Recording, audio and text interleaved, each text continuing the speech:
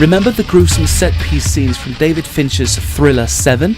If not, Brain Game's creepy escape room of the same name will certainly help you.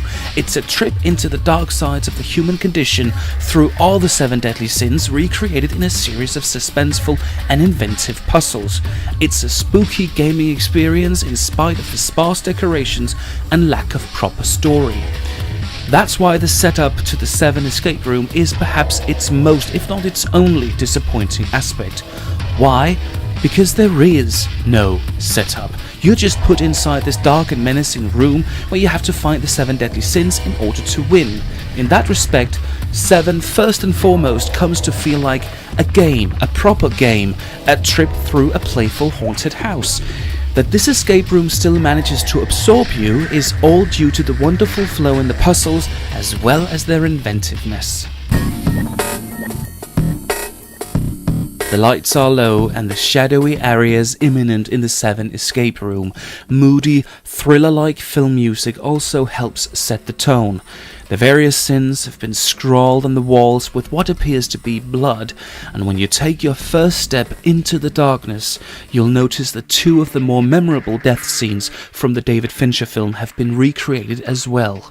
Without spoiling anything, let's just say that a number of Wunderbaums are dangling from the ceiling, and even though these 2 set-piece scenes may be lacking in lifelike realism, they nevertheless still produce an uncanny feeling when first discovered. Yes, it is just a pretty low-tech doll made of papier-mâché, stuffed with old clothes and rubber bands to keep it all in place, but the face of that doll is still quite scary when lighted just the right way and with that ominous music playing in the background. Still, the room feels sparsely decorated with some details lacking. In that way, it matches the missing background story.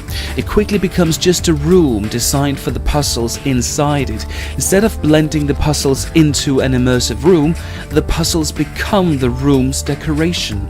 For instance, right next to the entrance, there's a huge pizza-like board on the wall divided into the 7 deadly sins, and your job is to find the 7 missing pizza slices and place them on the board. Directly opposite this is a huge maze hung on the wall, another puzzle to be solved. And though the puzzles are fine and very inventive in and of themselves, they are not well integrated into the set decoration. On a more positive note, the set design in Se7en does open itself up in various ways, not to spoil anything, pushing you further into the darkness of the sins as the game progresses. That's great, and it really ups the suspense of whether you can actually get through all the puzzles before deadline. However, what's not particularly great is the fact that you, due to the darkness, can actually see light emanating from what should be hidden doors in the room, doors that sadly have absolutely no function in the game. Again, that's not working particularly well with the player's immersion in the room. The puzzles in Se7en are both interesting and quite creative, involving music, magnetic dust, black light effects, lasers, and, believe it or not, a jar of Viagra pills.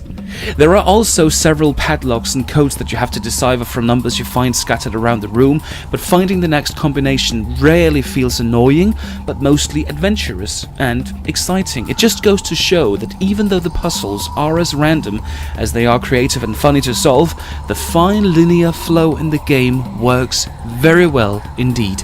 Some of the more inventive mechanisms do involve the players interacting with dead corpses, so this game is not for the squeamish. More problematic are the more deal-breaking obstructions that you'll find concerning a door in the game that must not be closed, lest you want to lose the game right then and there. In much the same way, you'll also encounter an electronic safe, which will lock itself up for 15 minutes if you enter the wrong combination 5 times. And there are many combinations to enter, many options here, forcing the player, or at least us, to simply give up and ask the game master for the 4 correct digits. And that's not fun. Another point of criticism is the actual ending of the game, which comes to feel a little like an anticlimax. Maybe it's because of the final puzzles in the room that become slightly less playful and more easy to solve in the final minutes leading up to the end, or maybe it's because of a huge part of set decoration prominently placed in the room, leading you to believe that something will definitely happen here, because that piece of set decoration is such an important part of the David Fincher film.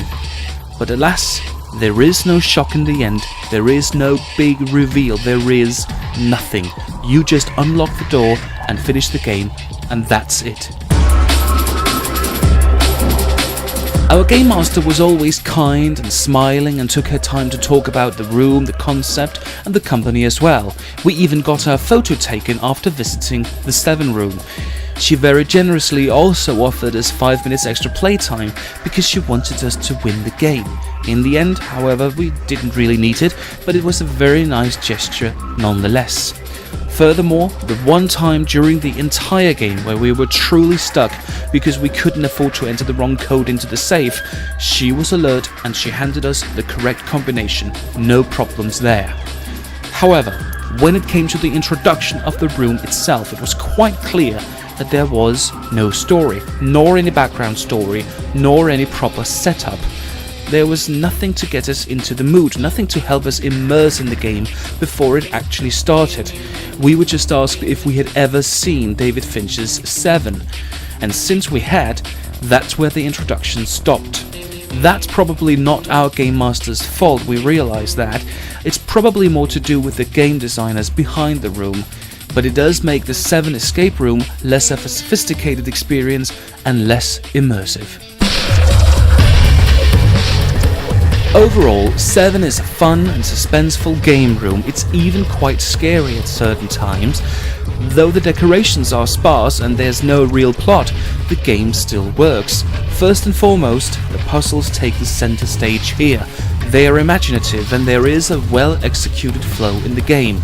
But a game, and a pricey game if we have to be honest, that's what Se7en ends up being. A thriller-like obstacle race.